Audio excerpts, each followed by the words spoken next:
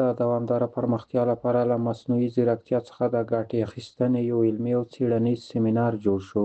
د افغانستان د دوامداره پرمختیا لپاره له مصنوعي ځیرکتیا څخه د ګټې اخیستنې دغه څیړنیز سیمینار د جهان خصوصي پوهنتون له لوري د کابل د ښوونې او روزنې پوهنتون د غونډو په تالار کې د 2 ورځو لپاره جوړ شوی، چې د هېواد یو ګڼ شمېر علمي کادرونو، د پوهنتون استادانو او محصلینو پکې ګډون کړی دی، چې د مصنوعي ځیرکتیا د ارزښت او اړتیا په اړه بېلابېل علمي بحثونه او مقالې پکې وړاندې شول. مولوي حمدالله نعماني، د مخابراتو او معلوماتي تکنالوژۍ وزیر، د نړۍ په لویو صنعتي او علمي انقلابونو کې مصنوعي ځیرکتیا څلورم لوی انقلاب وباله، چې د انسانانو په ژوند یې ډېر اغېز کړی دی. ښاغلي نعماني زیاته کړه، که د مصنوعي ځیرکتیا څخه سمه ګټه واخیستل شي، نو په ټولنه کې زیات پرمختګ رامنځته کولی شي.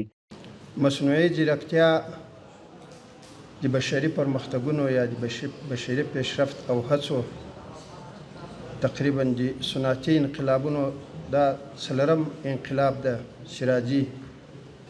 تقریبا دغه نوی انقلاب په دغه 3-4 کاله کې چې دا راپورته شو چې یو مخ د انسان له مغز او فکر نه بالکل مساوي ورسره روان ده.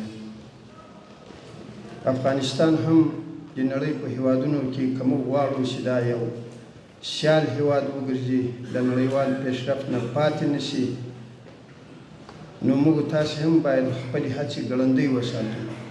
خوشحال جواد، د جهان پوهنتون رئیس، په دغه مراسمو کې د مصنوعي ځیرکتیا د اړتیاوو ارزښت او همدارنګه د علمي او څیړنیزو سیمینارونو په اړه خبرې وکړې. ویل د خصوصي پوهنتونونو له لوري د څیړنیزو او علمي سیمینارونو جوړول د علمي بنسټونو او ټولنې د پیاوړتیا په برخه کې رغنده رول لري. که موږ غواړو هیواد مو د نورو د احتیاج نه خلاص شي، که موږ غواړو د خپل هیواد سیاسي استقلالیت تضمین کړو، که موږ غواړو اقتصادي ثبات ته ورسیږو، که موږ غواړو د خپلو منابعو او امکاناتو خپله مدیریت وکړو، که موږ غواړو خپلو خلکو ته هوسا او آرام ژوند برابر کړو، نو د نړۍ سره باید ځان د علم پر اساس باندې سیال کړو. مصنوعي ځیرکتیا ده چې زمونږ روغتي سکتور هغې ته انکشاف ورکړي. مصنوعي ځیرکتیا ده چې زمونږ تحصیلي سکتور ته انکشاف ورکړي. مصنوعي ځیرکتیا ده چې د هغې پر مرسته موږ کولی شو چې خپلې کرهڼې ته انکشاف ورکړو.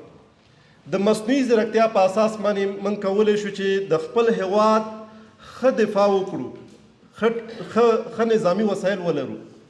د دغه علمي او څیړنیز سیمینار ګډونوالو د بشري ټولنې د پرمختګ په لارو چارو خبرې او بحثونه ترسره کړل، او د کنفرانس د ټاکل شوې موضوع په اړه هر اړخیز معلومات وړاندې شول. که چیرې کې موږ غواړو چې د دنیا سره هممهاله متوازن پرمختګ وکړو، او دلته هم لیکل شوي دي د دوامداره پراختیا.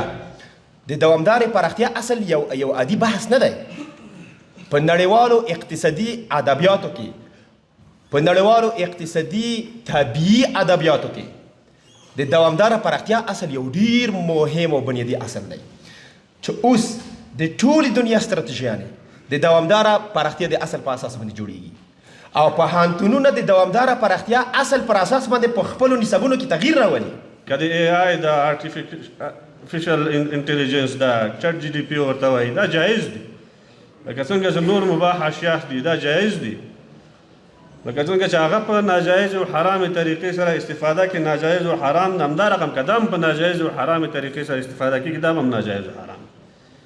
اما به نفس خود و بذات خود دا ناجایز نه دي. د خصوصي پوهنتونونو له لوري د دا ډول علمي او څیړنیزو سیمینارونو جوړولو سره معیاري او پرمختللو زده کړو ته لار پرانیستل کیږي، او ځوانانو ته د نویو پرمختللو درسي میتودونو او نوښتونو څخه په ښه او اسانه توګه پوهنیز معلومات ورکولی شي.